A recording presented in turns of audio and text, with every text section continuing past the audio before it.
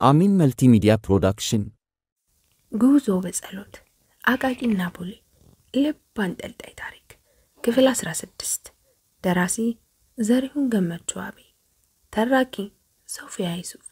ይህንና መሰል የፍቅር ታሪኮችን ለማግኘት ቻናላችንን ሰብስክራይብ ያድርጉ። መልካም ቆይታ። ከቀኑ 8 ሰዓት አካባቢ በ9ኛው ቀን ለበጸሎት ደወለላት። ሄሎ እንዴት ነሽ? አለሁልህ። ገነት ገብቻለሁ። ወደድሽው ማለት ነው እንዴ? ትቀልዳለህ እንዴ? አካባቢው እኮ እንኳን እንደኔ አፍጥጠው የሚያዩ ሁለት አይኖች ላሉት ሰው ይቅርና አይነ ስውር ቢመጣበት እንኳን ውበቱ በሽታ ሳይቀር ይታወቀዋል።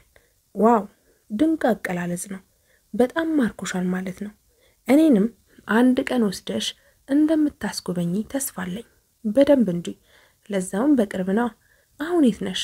ላለፉት 1 ሰዓት ከሊሊሴ ጋር በሳይክል አካባቢውን ስናካልን ነበር። አሁን ድክም ብለን ነዲ ካልቸራል ሴንተር የሚባለው ስፍራ ላይ ነን። ምን ነው ጠጅ እየጠጣችሁ ነው እንዴ? ሲል ጠየቃት። አይ ትኩስ ወለላ ማር እየበላን።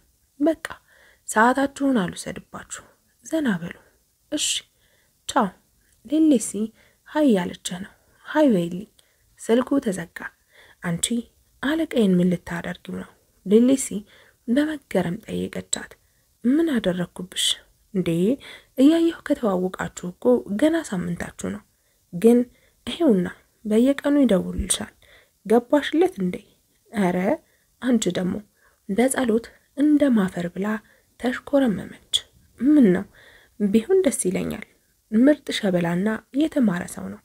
በዛ ላይ ትህትና አለው እና አንቺን እህቴን ብድርለት በጣም ደስ ይለኛል።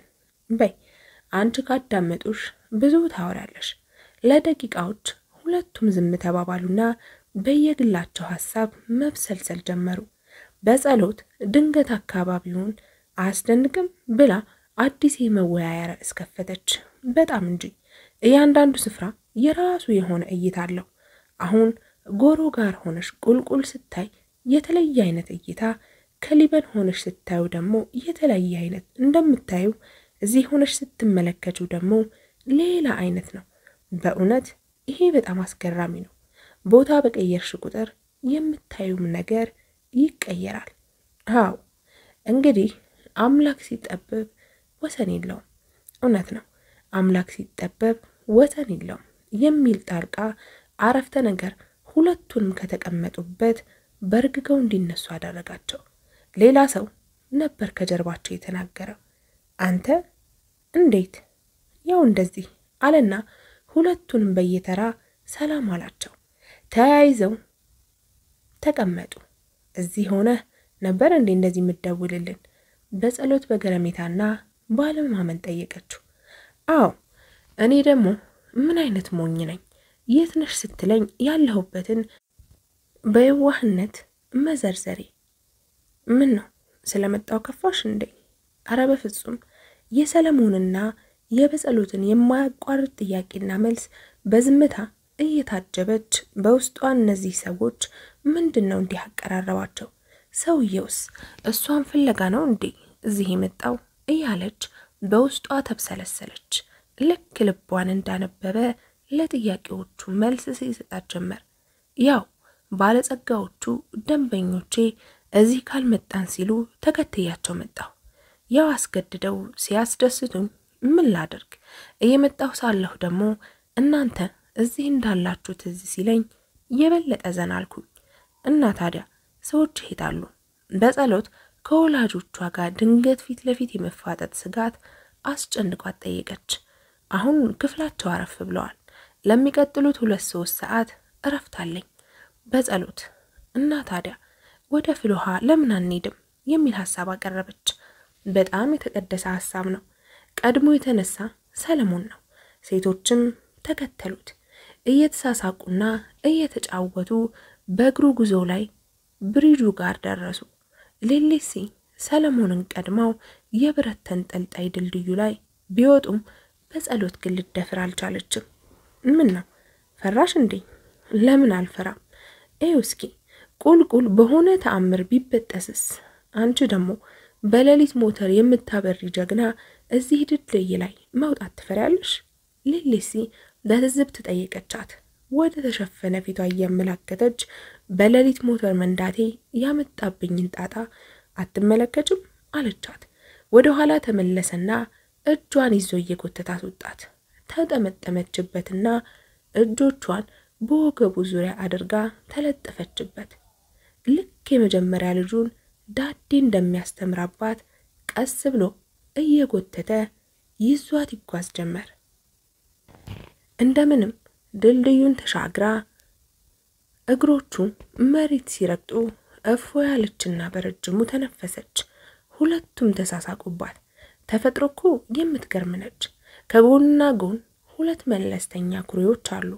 ሁለቱም በተለያየ አይነት ቀለም ባላቸው ውሃዎች ተሞልተዋል። አንደኛው ፈዛዛ አረንጓዴ አይነት ቀለም አለው። ውሃው በጭቃ የተሞላና ሙቅ ነው። በህመም የሚሰቃዩና ፈውስ የሚፈልጉ ሰዎች ውስጡ ይገቡና ሰውነታቸውን በጭቃ በመለቅለቅ ይዘፈዘፋሉ። ከዛ ቀላ ያለ ድፍርስ መሳይ ኩሬ ውስጥ ገብተው ይዘፈዘፋሉ። ደግሞ ከተራራው ላይ እየተንፏፏ የሚፈልቅና ጉብና ንጹህ ሙቅ ፏፏቴ ያለ በአካባቢው ባለው ወንዝ አጎንብሰው ከወንዙ ጋር የሚጠጡ ፈረሶችና ከብቶችም ዙሪያውን ያለው ጫካ ከዛፍ ዛፍ የሚዘሉ ዝንጀሮዎችም ጦጣዎችና ጉሬዛዎች አካባቢውን በውብ ዜማ የሚያደምቁ የወፍ ዝርያዎችም ሁሉም ድንቅ ነው። ጉብኝታቸውን አገባደው ሰለሞንም ወደ ልጁ በጸሎትና ሌሊሲም ወዳረፉበት የዘመድ ቤት ጉዞ ጀመሩ። ግን ማረፊያቸው ከመድረሳቸው በፊት ለተለያዩ 20 ደቂቃ በኋላ ነበር። ሰለሞን ለበጸሎት ደወለላት። ስልኩን አነሳችና ከሌሊሲ ወደ ኋላ ቀረት ብላ አዋራቸው። ጨርሳ እንደተመለሰች ወዲያው ነበር ሌሊሲ በነገር የተቀበለቻት። እኔ ይሄ ሰውዬ ምንም አላማረኝም። የትኛው ሰውዬ? በጸሎት ያልገባት መስላ ጠየቀቻት። አለቃዬ ነው። ደግሞ ምን አደረገ እንዴ? እዚህ ያለንበት ድረስ መጣ። አብረን ረጅም ሰዓት አሳለፍን። አሁን ከተለያየን ገና 1 ሰዓት እንኳን አልሞላንም። ግን ይሄው ደወለልሽ እናማ አፍቅሮሻል እያልኩሽ ነው። ጥሩ ነው። ሌሊሲ ያልጠበቀችውን መልስ ስላገኘች ይበልጥ ተገረመችባት። ጥሩማ ጥሩ ነው። ግን አንቺስ ታፍቅሪዋለሽ? አፍቅራለሁ እንዴ? ራሷን ጠየቀች። ቁርጥ ያለ መልስ ለማግኘት አልቻለችም። ሌሊሲ መልስ ስታጣ ንግግሯን ቀጠለች። ቅድም እንደነገርኩሽ ሁለታችሁም አብራችሁ ብትሆኑ እንደኔ ደስተኛ የሚሆን ሰው የለም። አለቃዬ በጣም የማከብረው ሰው ነው። አንቺም የምወድሽ እህቴ ነሽ። የሁለታችሁ አንድ ላይ መሆን ልዩ ነው። ግን አንቺ ፍላጎት የማይኖርሽ ከሆነ ካሁኑ ነው ግንኙነታችሁን ማቆም ያለብሽ። ምክንያቱም ከዚህ በላይ ስር እየሰደደ ሄዶ እሱ ሙሉ በሙሉ ፍቅር ውስጥ ከተዘፈቀ በኋላ አይሆንም። ዞር በል ብትይው በእኔ ስራ ላይም ከፍተኛ ተጽዕኖ ይፈጥርብኛል። ታውቂያለሽ፣ ስራውን በስንት መከራ ነው ያገኘሁት። በእናንተ ጉዳይ እንዲበላሽብኝ አልፈልግም። በጸሎት በጸጥታ አሰበች። ሆነም ቀረም በቅርብ ቀን ሁሉም ነገር ፍርጥርጥ ማለቱ አይቀርም። ታዲያ ለምን ልጅቷን አጨናንቃታለሁ ስትል አሰበችና ወሰነች። ወደ ማረፊያቸው ሊደርሱ 10 ደቂቃ መንገድ ነበር የሚቀራቸው። እና እስኪ እህቴ ወደ ቤት ከመግባታችን በፊት እዚህ ዛፍ ስር ትንሽ እንቀመጥ። ምን ነው ቤት ብንገባ አይሻልም? ይደርሳል እኮ። ደርሰናል። ደግሞ ገብቶኛል። የምነግርሽ ነገር ስላለ ነው። እሺ አለችና ከመንገድ ዳር ወዳለች ዛፍ ሄዱና ጎን ለጎን ሳር ላይ ተቀመጡ። ሌሊሲ እኔ ሰለሞንን የማቀው በቀደም ለማርያም ቀን ሲመጣ አይደለም። ምን ማለት ነው? ማለቴ እርግጥ በአካል ፊት ለፊት የተገናኘ ነው የዛን ቀን ነው። ግን ከዛ በፊትም እንደዋወል ነበር። የምታወሪው ምንም እየገባኝ አይደለም። ትዝልሽ ከሆነ ስራ የጀመርሽ ሰሞን ስለሱ ጥሩነት ደጋግመሽ ታወሪ ነበር። ለሆነ ስራ ስለምፈልገው ስልኩን ካንቺ ሞባይል ወሰድኩና ደወልኩለት። ተነጋግረን ተስማማንና ቀጠርኩት። አው ቢሾፍቱ ለ15 ቀን የቆየበት ስራና አሁንም እዚህ የመጣበት ስራ የኔ ስራ ነው። እርግጥ እዚህ እንደሚመጣ እኔም ካንቺ እኩል ነው ያወቅኩት። ቢሆንም የኔን ወላጆች ይዞ ነው የመጣው። ሌሊሲ ከመገረምና ከመደንገጧ የተነሳ ከተቀመጠችበት ተነሳች። ጭንቅላቷን ያዘች። እህቴ ቁጭ በይ፣ ዋናውን ነገር አልነገርኩሽም። ከዚህም በላይ ዋና ነገር አለ። አዎ ቁጭ በይ አለች። እኔ ማለት አንቺ ማለት እጇን ያዘችና ጎትታ ደረቷ ላይ አስቀመጠች። ይሰማሻል? ምኑ? የልብ ምቴ። አዎ ይሰማኛል። አመመሽ እንዴ? በፍጥነት ነው የሚመታው። አይ ደህና ነኝ። እንዴት እንደምነግርሽ ስለጨነቀኝ ነው። ምን መሰለሽ፣ ይሄ አሁን ውስጥ የሚመታው ልብ የእህትሽ ልብ ነው። አዎ እሱማ አውቃለሁ፣ የእህቴ ልብ ነው። ማለቴ የበሬዱ ልብ ነው። እኔ ይሄንን ልብ ከእህትሽ ነው የተለገሰኝ። ወይኔ በፈጣሪ፣ ምን እያልሽኝ ነው? አንቺ ማለት ለምን ዋሸሽኝ? አሁን አባዬ ሲሰማ ምን ይላል? በጸሎት ሌሊሲን ለማረጋጋትና ሙሉውን ታሪኳን እቅዷን ለማስረዳት ከ1 ሰዓት በላይ ነው የፈጀባት። ሁሉ ነገር ተስተካክሎና በመሐከላቸው የነበረው የተቃረረ ስሜት ረግቦና ሰላም ወርዶ ወደ ቤት ተቃቅፈው ሲመለሱ ከምሽቱ 1 ሰዓት አልፎ ነበር። የባልና ሚስቶቹ የምክር አገልግሎት እንደቀጠለ ነው። ዛሬ ወንጭ ከከተሙ 14ኛው ቀን ላይ ሲሆኑ በዚህ 14 ቀን ጉዟቸው ከፍተኛ ለውጥ ላይ ደርሰዋል። አሁን በዚህ ሰዓት ከሁለቱ ፊት ለፊት ተቀምጦ ተራ በተራ ያያቸው እየተናገረ ነው። ሰው ምን ጊዜም ከስህተት ጋር የሚኖር ፍጡር ነው። ከሰው ጋር ስንኖር ስህተት ፈላጊ ከሆን በማንኛውም ሰው ላይ ከመጠን ያለፈ ስህተቶችን በቀላሉ ማግኘት እንችላለን። ያ ደግሞ ከሰው ጋር አይኖረንም። አንዳችን የሌላችን ክፍተት ለመድፈን መፈጠራችን እስካላሰብን ድረስ ምንም ነገር ሰላም ሊሆን አይችልም። ደሞ አስቡት፣ የጋብቻ ዋናው አስፈላጊነትም ይህ ነው። ወንድ ልጅ በራሱ ፍጹም ወንድ ብቻ አይደለም። 75% የወንድነት ሆርሞን ሲኖረው 25% ግን የሴት ሆርሞን በውስጡ ይዟል። ሴቷም በተመሳሳይ 75% የሴት ሆርሞን ሲኖራት 25% የወንድ ሆርሞን ይዛለች። አያችሁ የተፈጥሮን ረቂቅነት። ሁለቱ ሲጣመሩ አንድ ሙሉ ወንድና አንድ ሙሉ ሴት ይገኛል ማለት ነው። ለመዋሃድ ደግሞ ፍቅር ዋነኛው አገናኝ መሰላል ነው። ግልጽ ነኝ አይደል? አዎ ቀጥል ሲሉ የተናገሩት ኃይለ መለኮት ናቸው። ሰለሞን ንግግሩን ቀጠለ። በአንድ መንደር ውስጥ ትኖር የነበረች ሴት 3 ሽማግሌዎች ከቤቱ አካባቢ ከውጭ በጸጥታ ተቀምጠው ተመለከተች። ሴትየዋም ከቤቷ ወጣችና ወደ ሽማግሌዎቹ ቀርባ እናንተን ከዚህ በፊት አይቻችሁ አላቅም፣ ግን እዚህ በደጃፌ ለረጅም ጊዜ ተቀምጣችኋል። እርግጠኛ ነኝ እርቧችኋል። እባካችሁ ወደ ቤቴ ዘልቃችሁ ግቡና ቤት ያፈራውን ቅመሱ አለቻቸው። ከመካከላቸው አንደኛው ሽማግሌ የቤቱ አባወራ በቤት አለ ሲሉ ጠየቁ። እሷም መለሰች አይ የለም ስትል መለሰች። ሽማግሌውም ስለዚህ ወደ ቤት መግባት አንችልም ሲሉ መለሱላት። ሴትየዋም ወደ ውስጥ ተመልሳ ገባች። መሽቶ ባሏ እንደመጣ ስለ ሰዎቹ ነገረችው። ባሏም በያሁን ሂጅና ወደ ውስጥ እንዲገቡ ጋብዣቸው አላት። እሷም ወጣችና ወደ ውስጥ እንዲገቡ በድጋሚ ጠየቀቻቸው። ባለቤቴ ከቤት ነው ያለው፣ ወደ ውስጥ እንድትገቡም ጋብዟችኋል። እባካችሁ ወደ ውስጥ ዝለቁና የሆነ ነገር ቅመሱ፣ እኛ በአንድ ላይ ወደ ውስጥ መግባት አንችልም አሏት። ለምን? ግራ ገብቷት ጠየቀች። ከሽማግሌዎቹ አንዱ መመለስ ጀመረ። ይሄውልሽ ወደ አንደኛው ጓደኛው በጣቱ እየጠቆመ እሱም አቶ ሀብት ነው፣ ወደ ቤትሽ ከገባ ቤትሽ በሀብት ለዘላለም እንደተሞላ ይዘልቃል። ይሄኛው ደግሞ አቶ ስኬት ነው፣ ከአንቺ ጋር ተከትሎ ወደ ውስጥ የሚገባው እሱ ከሆነ ቤትሽ በስኬት ይሞላል። እኔ ደግሞ አያ ፍቅር እባላለሁ። እኔ ከገባሁ ደግሞ በዘመንሽ ሁሉ በቤትሽ ፍቅር ተሞልቶ ይፈሳል። ክፋቱ ግን አስቀድመን እንደነገርንሽ ሶስታችንም በአንድ ላይ ወደ ውስጥ መግባት አንችልም። ስለዚህ ወደ ቤትሽ ተመለሽና ከባልሽ ጋር በመማከር ከሶስታችን ማንኛችንን ወደ ውስጥ እንደምታስገቡ ወስኑ በማለት አብራሩላት። እሷም እንደተባለችው ወደ ውስጥ ተመልሳ የሰማችውን ሁሉ ለባሏ አስረዳችው። ባሏ በሰማው ነገር ፈነጠዘ። አቶ ሀብትን እንጋብዘው ይግባና ቤታችን በሀብት ይሙላው፣ ከሱ የሚበልጥ ምን አለ አላት። ሚስትየው ግን ውሳኔውን ተቃወመች። ለምን ስኬትን አንጋብዘውም? ከሀብት ይልቅ ስኬት ነው የሚጠቅመን አለች።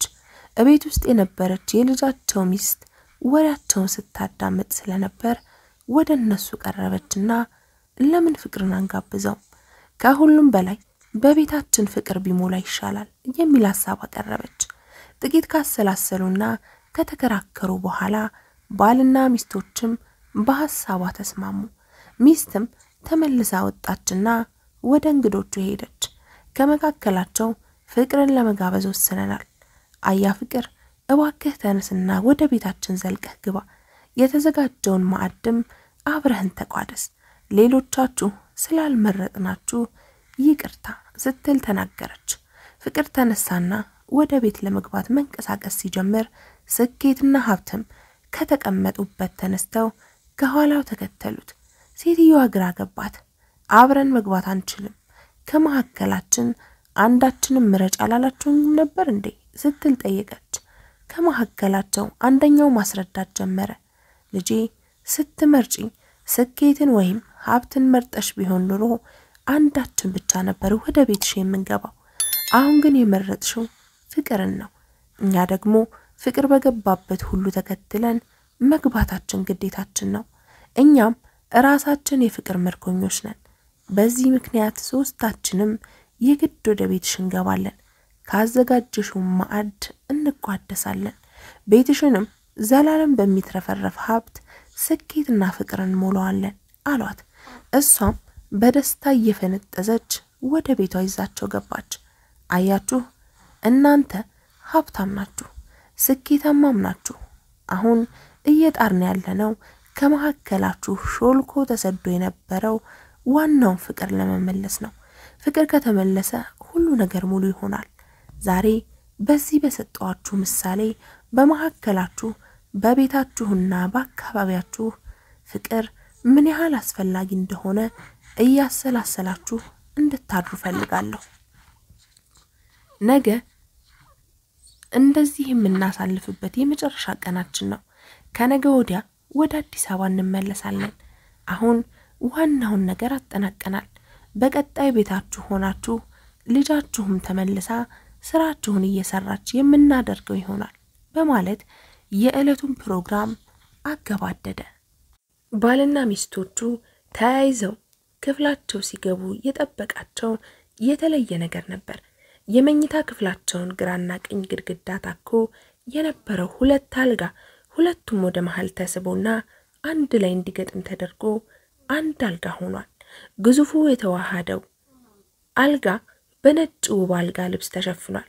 አልጋ ልብሱ መሃል ላይ በልዩ ዲዛይን የተሰራ ባለቀይ ቀለም የልብ ቅርጽ ይታያል። ሙሉ ወለሉ በቀይ ጽጌረዳ አበባ ከመሞላቱም በተጨማሪ ባለ ቆርቆሮ ልዩ ሻማ በመሃል ጣልቃ በማስገባት የተለያየ ቀለም ያለው ብርሃን እየረጩ ነው። አንደኛው ግድግዳ ተጠግቶ በሚታይ ጠረጴዛ ላይ ሻምፓኝ መጠጥ ከውብ ብርጭቆች ጋር ይታያል። በሚገፋ ተሽከርካሪ ጠረጴዛ ላይ አስጎምጂ ምግቦች ተደርድረዋል። ሁለቱም ባልና ሚስት በመጀመሪያ የተሳሳተ ክፍል የገቡ ነበር የመሰላቸው። የገዛ ሻንጣቸውንና ሌሎች የግል ዕቃዎቻቸውን ሲያዩ ተረጋጉና ወደ ውስጥ ዘልቀው በራፉን ዘጉት። ስንዱ ይሄ ጉደኛ ልጅ የ20 ዓመት ጎረምሳ አደረገን እኮ። ወይዘሮ ስንዱ እንባቸው እየረገፈ ተናገሩ። ያበቃልኝ መስሎኝ ነበር። እድሜ ለልጄ ይሄው ዳግመኛ ልጃገረድ ሆንኩኝ። እንዴ ስንድ ዛሬ ሳቅና ፈንጠዝያ ነው እንጂ የምለቅሶ አሉ። እጃቸውን ወደ ባለቤታቸው ጉንጮች በመላክ እንባቸውን ጠረጉላቸውና አቅፈው ሳማቸው። በይ ዛሬ ምሽቱ የኛ መሰለኝ እንቀመጥ መጀመሪያ ልብሴን ልቀይርና ቀለል ያለ ልብስ ልልበስ እስከዛ አንተ ቁጭ በል ጥሩ እኔም ቢጃማ ነገር ብለብስ ደስ ይለኛል አሉና ሁለቱም ወደ የሻንጣቸው ሄዱ ከ10 ደቂቃ በኋላ ሁለቱም በሌሊት ልብሳቸው ለበሱና እጃቸውን ታጥበው የምግብ ጠረጴዛው ፊት ለፊት ተቀመጡ ከአመታት በኋላ አንደኛው በሌላኛው እጅ በፍቅርና በሳቅ ታጅበው እራታቸውን በሉና ሻምፓኛቸውን ከፈቱ ሁሉ ነገር ውብ ነበር ልክ ለመጀመሪያ ጊዜ እንደተያዩ ነው የሆነው የሁለቱም ልብ ምት እንደ ወጣት ልብ ነው ከቁጥጥር ውጭ ሆነው ከአመታት በኋላ ያንዳቸው ገላ ለሌላኛው ምላሽ በመስጠት እንደሳት ጎመራ በጸሎትና ሌሊሲ ዛሬ የመጨረሻ ቀን የወንጪ ቆይታቸው ነው በዚህም የተነሳ ቀኑን ሙሉ ላለፉት 15 ቀን ሲያስተናግዷቸው የነበሩትን ዘመዶቻቸውን በጠቅላላ እየዞሩ ተሰናብተው ጨለምለም ሲል ቀጥታ ሻንጣቸውን አንጠልጥለው የመጨረሻ አዳራቸውን በፓርክ ውስጥ ለማድረግ እነት አቶ ኃይሉ መለኮት እንዳያዩአቸው እየተጠነቀቁ ቀጥታ ሰለሞን ወደ ያዘላቸው ሎጁን ያመሩት ክፍላቸው ከሰለሞን ክፍል ቀጥሎ የሚገኝ ሲሆን ባለ 2 ክፍል አልጋ ነው ሰለሞን አቶ ኃይሉ መለኮትና ባለቤታቸው ራት ካበላና ወደ መኝታ ቤታቸው ካስገባቸው በኋላ ሌሊስንና በጸሎትን ራት ለመጋበዝና ውቡን የመጨረሻው ምሽት አብራቸው ለማሳለፍ ይዟቸው ወጣ ከልጇቸው ፊት ለፊት ባለው ገበታ ላይ ቁጭ ብለው ሐይቁን ቁልቁል እያዩ እያወሩ ነው በእውነት በህይወቴ እንደ ዘንድሮ አስደማሚና አስደናቂ ነገር ገጥሞኛ አያውቅም በማለት የጫወታውን ርዕስ የመረጠው ሰለሞን ነበር እንዴት ማለት አለችው ሌሊሲ እንዴ ይታይሻል አንድ ሴት ዝም ብላ በስልኬ በመደወል ስራ ልቀጥርህ ፈልጋለሁ አሁን 100 ሺህ ብር ላክልህ ስራውን ስትጨርስ 5 ሚሊዮን ብር እንድታገኝ ያደርጋለሁ ስትለኝ መጀመሪያ ቀልድ ነበር የመሰለኝ ይገርምሻል የባንክ ቁጥሬን እንኳን ስልክላት ቆይ እስኪ ጉዷን ልየው ብዬ ነበር እሷ ግን ብሩን ልካስደመመችኝ ወዲያው ከወላጆቿ ስር ጠፍታ በሀገር አቀፍ ደረጃ የምትፈልግ ልጅ ሆና አገኘኋት በእውነት ያንን ሳውቅ በጣም ፈርቼ ነበር በዛ ተገርሜ ሳልጨርስ አንቺ ለማርያም ድግስ በጠራሽኝ ጊዜ እናንተ ቤት ቁጭ ብላ አገኘኋት ከዛም የሁሉም ነገር መነሻ አንቺ እንደሆንሽ ተረዳው ምክንያቱም ስለኔ ካንቺ ባትሰማና ስልኬንም ካንቺ ዘንድ ባታገኝ ይሄን ሁሉ ታሪክ አምልጦኝ ነበር ከዚህ ሁሉ የሚገርመው ደግሞ አሁን የምሰማው ነገር ነው ያንቺ እህት ለሷ ልቧን መለገሷ ይገርማችኋል ለቀናት እንዴት ያንን ቤት መረጠች ብዬ ስብሰለሰል ነበር ለካ ከዛ ቤተሰብ ጋር ያላት ትስስር ጥልቅና በደም የተገመደ ነበር ታድዬ ድጋሚ ደጋግሜ ነው ያስደመምኩ ማለት ነው አለችው በጸሎት በጣም እንጂ ምንሱ ብቻ እኔንም ነው ያስደመምሽኝ ስታስደምምኝ የከረምሽው በተለይ በቀደም ማንነትሽን ስትነግሪኝ አብጂ እየቃጀሁ ነበር የመሰለኝ አለች ሌሊሲ ለተወሰነ ጊዜ ዝም ተባባሉና በሌሊሲ ጥያቄ ሌላ ርዕስ ተከፈተ እኔ ምልህ ሶል አሁን ቤተሰቦቼን የምታገኘው ከዚህ እንደተመለስን ነው እንዴ ስትል ያሳሰባትን ጥያቄ ጠየቀችው ምን ነው ጠየቅሽኝ እኔ እንጃ የኛ ቤተሰብ በጸሎትን እንዲህ በቀላሉ ለማጣት ዝግጁ የሚሆኑ አይመስለኝም በተለይ ስለማንነቷ እና አባዬ ሲያውቁ በጣም ነው የሚከብዳቸው በጸሎት ከተቀመጠችበት ተነስታ ወደ ሌሊሲ ተጠጋችና አቅፋ እየወዘወዘቻት እህቴ ስለምን ማጣት ነው የምታወሪው ካሁን ወዲህ እኔ 2 ቤተሰብ ነው ያለኝ አንድ ቀን እዚህ ቤት ካደርኩ በሚቀጥለው ቀን እዛ አድራለሁ ከተቻለና ሁሉም ከተስማማ ደግሞ ሁላችንም ተሰብስበን አንድ ቤት ውስጥ ነው እንድንኖር የምፈልገው እርግጥ ይሄ ባንዲ አይሆንም አውቃለሁ ግን ሁለቱም ቤተሰቦቼ ቀስ በቀስ በደንብ እንዲተዋወቁና እንዲግባቡ ካደረኩ በኋላ አንድ ላይ እሰበስባቸዋለሁ። የቦሌው በታችን እኮ 40 ምናምን ክፍል ነው ያለው። ከዛ ውስጥ 10ን እንኳን አንጠቀምበትም። ክፍል 17 ይቀጥላል።